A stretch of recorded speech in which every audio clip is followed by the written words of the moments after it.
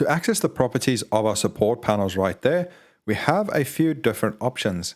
The first one is to select, right-click, and properties right there. The second one is to double-click on your support panel.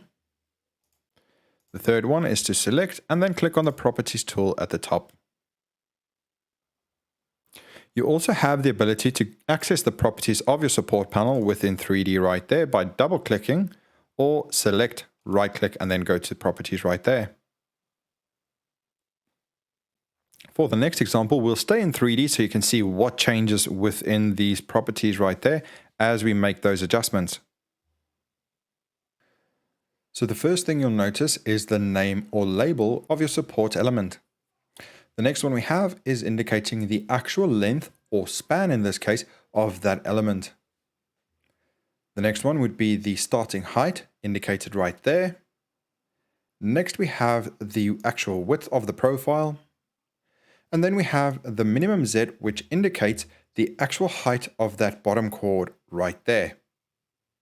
When I talk about the bottom chord, let me close that part right there, is the bottom chord of this lintel.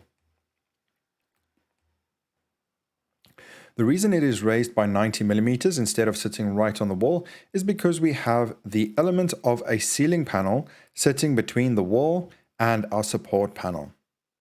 If we didn't have this additional height within our settings, the support element would be sitting right on top of the wall at 2.7 meters in this case. Now you'll notice on the horizontal support panel right there, it is actually sitting right on top of the ceiling panel with no problem at all. But when we look at the vertical facing support panels, on the ends of the support right there, it is not looking too great. So what we do in this case is we go within the properties and adjust the height of the bottom chord to be sitting between two ceiling panels right on top of the wall instead of on top of the ceiling. We'll get more into this later in this tutorial, so make sure to stick all the way to the end.